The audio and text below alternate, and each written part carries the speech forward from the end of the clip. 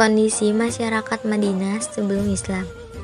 Sebelum kedatangan Nabi Muhammad SAW, kota Madinah dikenal dengan nama Yathrib. Agama yang dianut penduduk Yathrib adalah Yahudi, Nasrani, dan Pagan. Yathrib memiliki dua kebudayaan, yaitu kebudayaan Arab dan Yahudi. Mereka berkembang dan menyebar sehingga memiliki kebudayaan tersendiri. Di samping itu, kedua bangsa berkembang menjadi beberapa suku atau kabilah. Adapun kabilah-kabilah yang berada di Yathrib atau Madinah antara lain kabilah Aus, kabilah Quraisy, dan kabilah Yahudi. Yathrib berada di tempat strategis sebagai jalur penghubung perdagangan antara kota Yaman di selatan dan Syria di utara. Yathrib termasuk daerah subur di sekitar kawasan Tandus. Yathrib merupakan kota yang makmur dan subur dengan pertaniannya.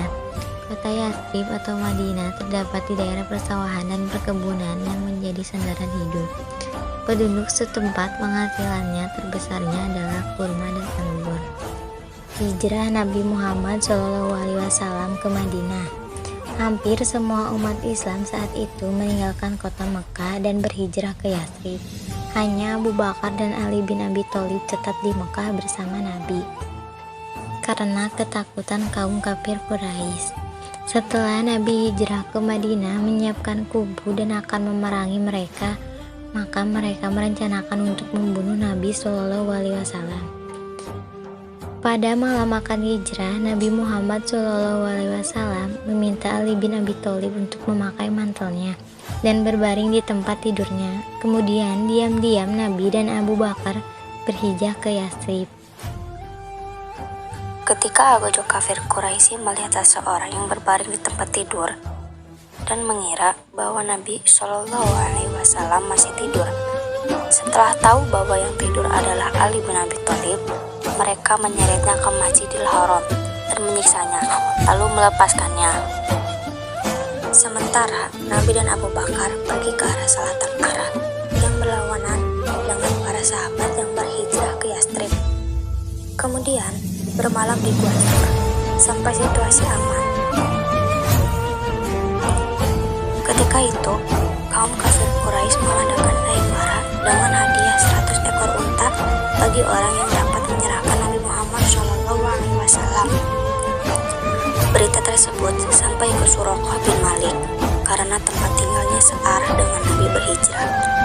Dia pun bergegas untuk mengejar Nabi.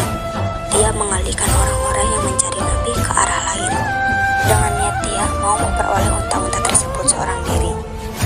Dia mengejar Nabi dengan kuda terbaiknya. Ketika Nabi berada di hadapannya, tiba-tiba kudanya terjerembab sebagai 3 kali tepat di hadapannya. Dia hendak memanah Nabi, namun tubuhnya tiba-tiba kaku, sadar bahwa yang ia kejar bukan orang biasa. Dia pun memanggil Nabi dan meminta maaf atas akan niatnya itu. Nabi memaafkannya dan menjanjikan gelang Kisra Persia. Setelah itu Suro pergi mengalihkan orang-orang yang hendak mencari Nabi sampai akhirnya Nabi tiba di Madinah. Langkah-langkah dakwah Nabi Muhammad SAW di Madinah. Prioritas pertama yang dilakukan Nabi Muhammad setibanya di Madinah adalah membangun masjid. Langkah konkret yang dilakukan Nabi Muhammad SAW adalah mempersaudarakan kaum muslimin yang berasal dari Mekah, kaum muhajirin dengan kaum muslimin Madinah, kaum Ansor. Langkah selanjutnya yang dilakukan Nabi Muhammad adalah bermusyawarah dengan para sahabat, baik kaum muhajirin maupun kaum Ansor. Musyawarah itu untuk merumuskan pokok-pokok pemikiran yang akan dijadikan undang-undang. Rancangan ini memuat aturan yang berkenaan dengan orang-orang muhajirin, Ansor, dan masyarakat Yahudi yang bersedia untuk berdampingan secara damai dengan umat Islam. Undang-undang tersebut dikenal sebagai Piagam Madinah atau Misa al-Madinah.